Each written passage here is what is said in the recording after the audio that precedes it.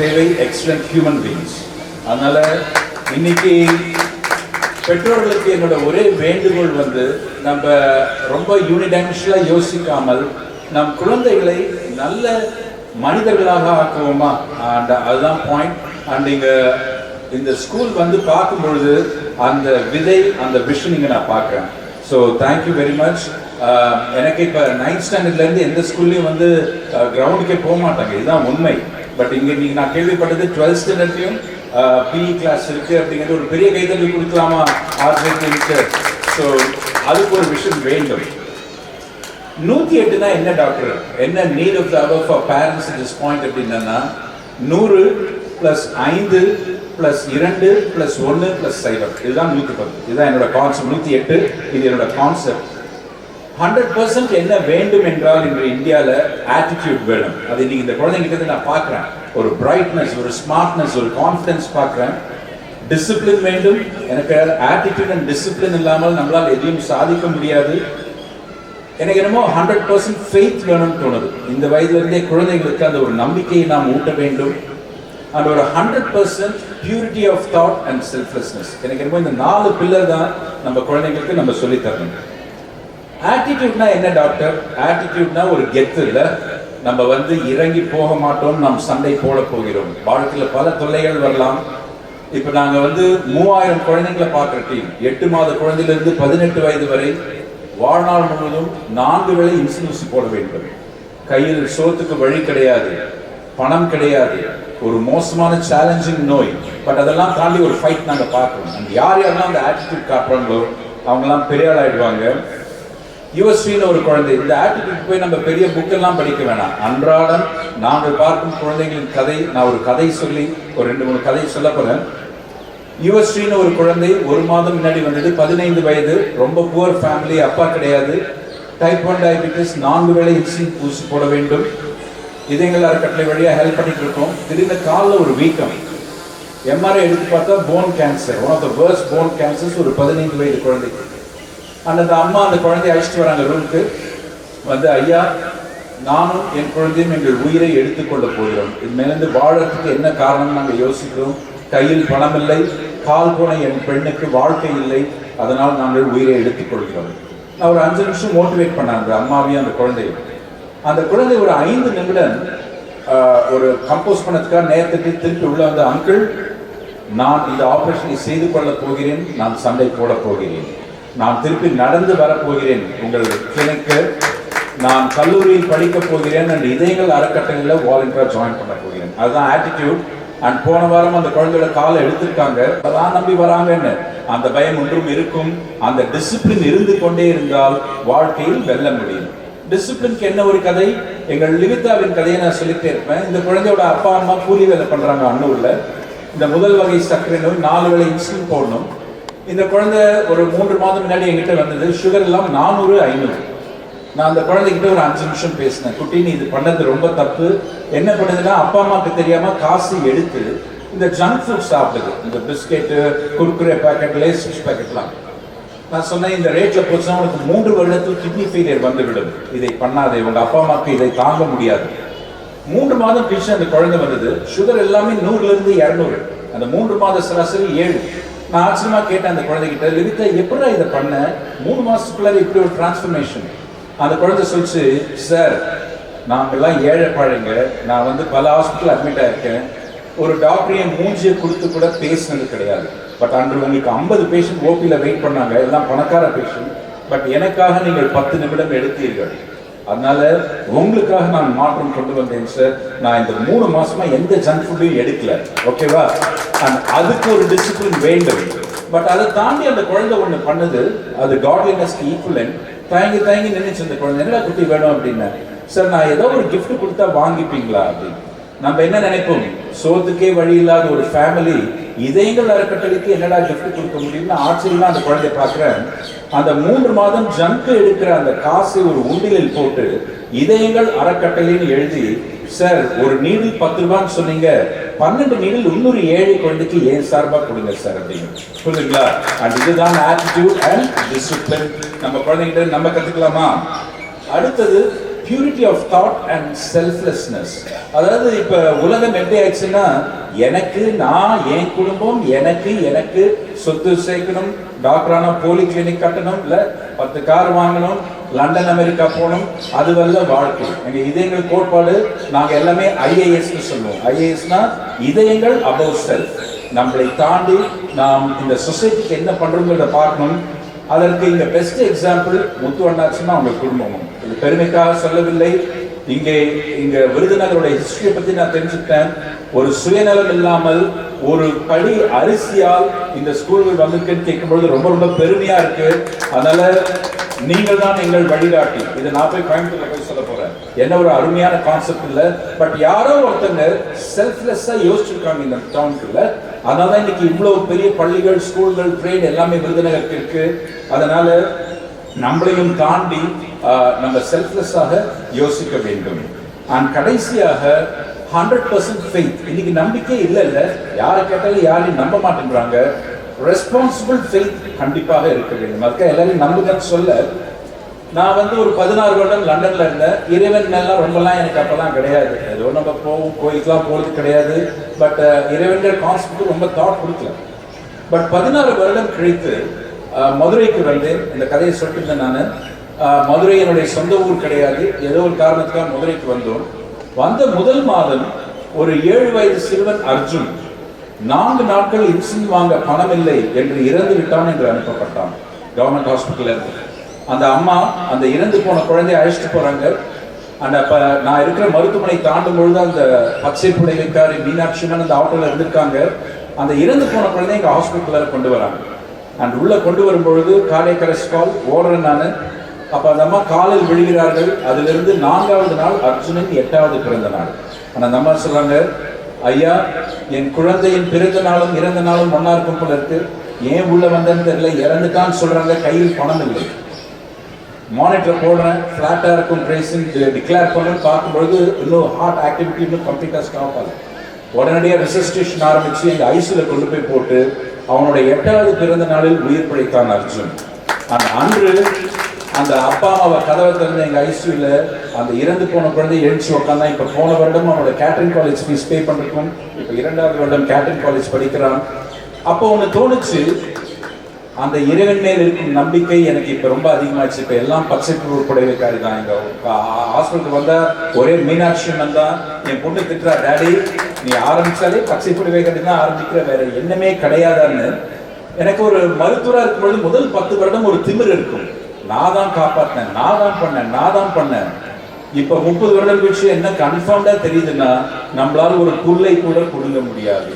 அந்த இறைவி நினைத்தால் மட்டும்தான் நாம் செய்ய முடியும். அதனால குழந்தைகளுக்கு ஒரு ஃபெய்த்தை நம்ம சொல்லி தரலாமா? அது என்னவா இருக்கலாம்? அது ஒரு பச்சை புடவைக்காரியா இருக்கலாம், அது ஒரு எல்லாம் வல்ல அல்லாவா இருக்கலாம், ஒரு இயேசுவா இருக்கலாம். பட் ஒரு ஃபெய்த் இருந்துச்சுன்னா இப்ப எனக்கு ஸ்ட்ரெஸ்ஸே கிடையாது. இப்ப இதயங்கள் அறக்கட்டளையின் செலவு 20 கோடி ஒரு வருடத்துக்கு. நான் ஒரு சாமானிய டாக்டர், நான் ஒன்றும் கோயம்புத்தூர் மண்ணின் மைந்தன் கிடையாது. பட் அந்த இறைவி நான் இப்படி நினைத்தால் கொண்டு வந்து குடிக்கிறார். ஸோ அந்த ஃபெய்த் வேணும். ஸோ அந்த 4 pillars of attitude, discipline, faith and purity of thought and selflessness. இதை நம்ம சொல்லி தரணும். 5னா என்ன சார்? ஸோ 100 பார்த்துட்டோம். 5னா என்ன? கை உணவியல் ஞாபகம் வச்சுக்கலாமா? இன்னைக்கு 14 வயசு குழந்தைக்கு ஹார்ட் அட்டாக். போன மாசம் கோவையில் ஒரு பெரிய மருத்துவமனையில் 14 வயசு பையனுக்கு ஹார்ட் அட்டாக். சுகர்லாம் எதுவும் கிடையாது, கண்ட ஜங்கு சாப்பிடுறது. ஸோ பெற்றோர்களை நம்ம குழந்தைங்களுக்கு கொஞ்சம் ஹெல்த்தி ரெஸ்பான்சிபிலிட்டின்னு சொல்லி தரலாமா? அண்ட் இந்த 5 அப்படின்னா இது ஒரு கை உணவியல்னு சொல்வேன். ஒரு விரல் அளவு எண்ணெய், அது இதயம் நல்லெண்ணெயா இருக்கணும்னு வேண்டிக்கிறேன். ஒரு விரல் அளவு எண்ணெய், ஒரு கை அளவு சோறு. ஒயிட் ரைஸ் கொஞ்சம் கட் பண்ணலாம் எல்லாருமே. எனக்கு வெள்ளை சோறு தான் இன்னைக்கு ரொம்ப ரொம்ப டயபெட்டிஸ். ஒரு கை அளவு சோறு, 2 கைக்குமே காய்கறிகள். ஸோ கொஞ்சம் நாட்டு காய்கறிகள், பச்சை காய்கறிகள், கீரை, கோஸ், காலிஃப்ளவர், அட்லீஸ்ட் 2 கலர் காய்கறிகள் ஒரு மதிய உணவுல இருக்கணும். உள்ளங்கை அளவு இறைச்சி, சிக்கன் அல்லது மீன், மட்டன் அது மாதிரி ஏதாவது சாப்பிட்டு இருந்தால் உள்ளங்கைக்கு மேல் வேண்டாம், அண்ட் பொரிக்க வேண்டாம். அண்ட் ரொம்ப முக்கியமான கை இந்தியால போதும் வேண்டாம் என்று நிறுத்துங்கள் என்று சொல்லும் கை. ஸோ அண்டாவா சோறு போடுவதை நிறுத்த வேண்டும்.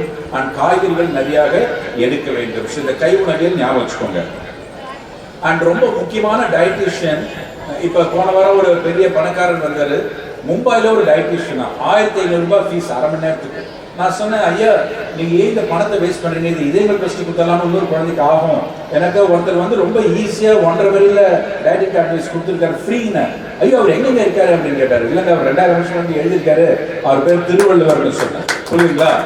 ஸோ எல்லா குழந்தைகளுக்கும் பெற்றோர்கள் இந்த 2 திருக்குறளை சொல்லி தரலாமா? அற்றால் அளவு அறிந்து உண்க, அத்துடம்பு பெற்றான் நெடுதுவிக்குமாறு. முன்பு உண்ட உணவு செரித்த பின் போதிய அளவு சிறிய அளவு உணவு உண்டால் மனிதனுக்கு நோயே வராது. வாட் a simple advice இல்ல. அண்ட் இன்னொன்னு சொல்லிருக்காரு, தீ அளவு இன்றி தெரியான் பெரிதுணினும் நோய் அளவு இன்றிப்படும். ஒரு தீயை பயன்படுத்துவது போல் உணவை பயன்படுத்தலாமா? ஸோ இந்த ஜங்க்ஸ், எஸ்பெஷலி இந்த பிஸ்கெட்ஸ், பிரெட், ரஸ்க், பன்னு, பேக்கரி ஐட்டம்ஸ், ஸ்வீட், சிப்ஸ், முறுக்கு, மிக்சர், கேக்ஸ், இதெல்லாம் எவ்வளோ கட் பண்ண முடியுமோ கட் பண்ணுங்க. அண்ட் இந்த ஸ்போர்ட்ஸ் டே பார்க்கணும், நல்ல ஹெல்த்தி ஈட்டிங் அண்ட் எக்ஸசைஸ் வேண்டும். 2 என்றால் என்னன்னா 2 மணி நேரத்துக்கு குறைவாக ஸ்கிரீன் டைம். இந்த குழந்தைங்களுக்கு இப்ப இந்த போனை கொடுத்தே குடிச்சு வராதுன்னு தோணுது. அண்ட் இது வேண்டாம். பழனி மாவட்டத்தில் 40 பேருக்கு கண்ணு கேட்ராக்ட் பண்ணிருக்காங்க. 40 குழந்தைங்களுக்கு இந்த ஸ்கிரீனை பார்த்து இது ப்ளூ ரேடியேஷன். தயவு செஞ்சு குழந்தைங்களை டிஸ்ட்ராக்ட் பண்ணணும்னு இந்த மொபைல் போனை கொடுக்க வேண்டாம். 1 என்றால் 1 மணி நேரம் வாக்கிங் ஆர் சம் எக்ஸசைஸ். ரொம்ப எனக்கு பெருமையா இருக்கு, ஆர்சி ஸ்கூல்ல நினைச்சு எனக்கு ஸ்போர்ட்ஸ்க்கு இந்த அளவுக்கு இம்பார்ட்டன்ஸ் கொடுத்து 3 பாஸ்கெட் பால் ஸ்போர்ட் நான் எங்கேயுமே பார்த்தது கிடையாது. ஸோ ஒரு பெரிய கைத்தறல் கொடுக்கலாமா பெற்றோர்களே? ஸோ இது ரொம்ப முக்கியம். அதுவும் பெண் குழந்தைகள் வச்சிருக்கும் பெற்றோர்களுக்கு நான் சொல்ற அட்வைஸ் முக்கியம். எனக்கு இந்தியா வந்து எனக்கு ஒரு பெரிய ஆச்சரியம். 9th ஸ்டாண்டர்ட்லேருந்து 12th ஸ்டாண்டர்டுக்குள்ளார பெண் குழந்தைகள் அரௌண்ட் 20 கிலோகிராம் வெயிட் போடுறாங்க. 10லிருந்து 20 கிலோகிராம். இது முட்டை பையில நீர்க்கட்டிகள், polycystic ovaries, irregular periods and கருவுற்றுக்கும் நேரத்தில் வரும் சர்க்கரை நோய் ஃபியூச்சர்ல அண்ட் குழந்தைக்கு சுகர். அதனால ஒரு பெண்ணின் ஹெல்த் வந்து இன்னைக்கு not in wealth. Women's health is Nations wealth.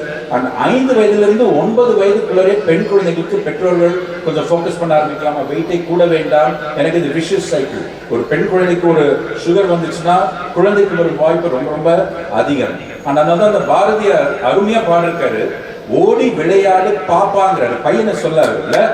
And அதுக்கு ஒரு தீர்க்க தரிசனம் இருக்கு. எனக்கு அவருக்கு PCOS பத்தியும் ஜெஸ்டேஷன் டயபிட்டிஸ் பத்தியும் 100 வருஷம் முன்னாடி தெரிஞ்சிருக்கு. ஓடி விளையாடு பாப்பா.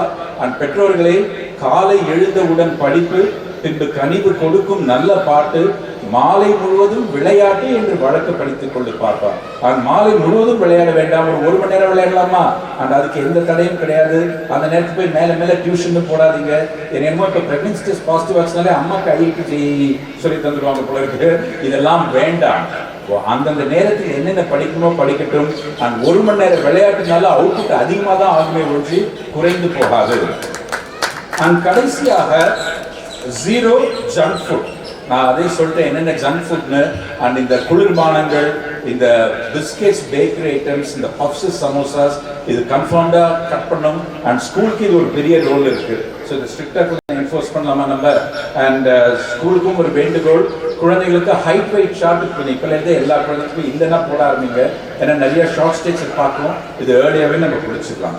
ஸோ இதோட நான் முடிச்சுக்கிறேன். அதாவது பாரதியார் கோட் பண்ணி தான் முடிக்கிறேன். நல்லதோர் வீணை செய்தே அதை நலம் கெட புழுதியில் எரிய வேண்டாம். இல்ல, நீங்கள் எல்லாரும் வந்து ஒரு பெருமை இருக்கிறது, இந்த மண்ணில் பிறந்தமைக்கு ஒரு பர்பஸ் இருக்கிறது. அதனால வல்லமை தாராயோங்கிறார் பாரதியார். எதுக்கு தாராயோன்னு கேட்கல, நான் பெரிய ஆளான்னு கேட்கல, இந்த மானுடம் பயனுற வாழ்வதற்கு. ஸோ நீங்கள் அனைவரும் அந்த எல்லாம் வல்ல இறைவி மதுரை அரசு மீனாட்சியின் அருள் உங்களுக்கு இருக்க வேண்டும் என்று கூறி, அந்த அல்லல் படுவோர் நெஞ்சங்கள் எல்லாம் அன்பால் என்றும் நிறையட்டும். இன்னைக்கு எனக்கு பெரிய கரன்சி வந்து அன்புதான், அதை நான் குறைக்க வேண்டாம். இந்த வாய்ப்பை எனக்கு கொடுத்தமைக்கு உங்கள் அனைவருக்கும் எங்கள் மனம் கணித நன்றிகள். Thank you.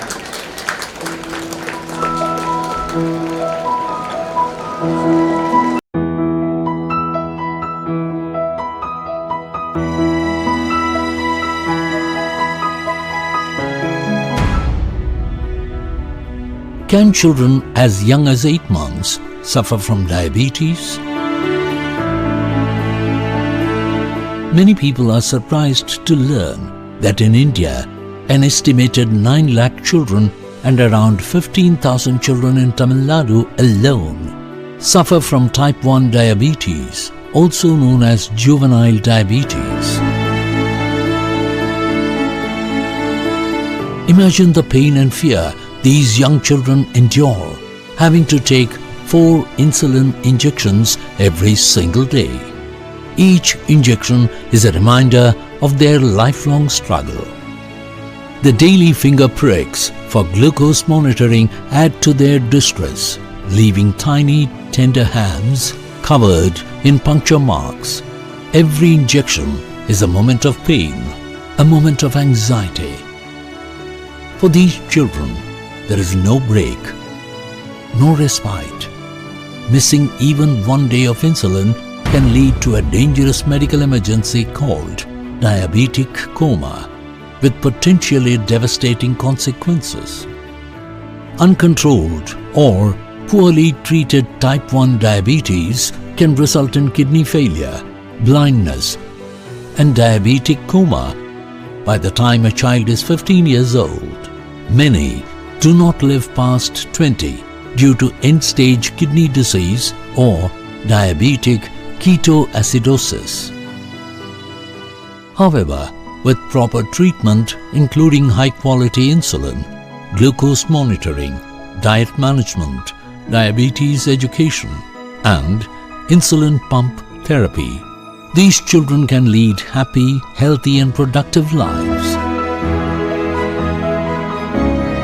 Idayangal Charitable Trust, based in Coimbatore and founded by Dr. Krishnan Swaminathan, dreams of ensuring no child with type 1 diabetes suffers due to lack of treatment. Inspired by the miraculous recovery of Arjun, a 7-year-old boy saved from diabetic coma, Idayangal currently supports 2,100 poor children across India with free access to the best insulins, glucometers, glucose scripts, needles, and 24/7 support. Thanks to this visionary program, incidents of diabetic coma, kidney failure, blindness, and deaths have reduced by more than 95% across Tamil Nadu. The insulin pump, a smartphone-like device, is a life-changing and life-saving device that effortlessly and automatically pumps insulin without the need for painful 4 times a day injection and ensures smooth glucose control. It provides these children with a sense of normalcy and freedom.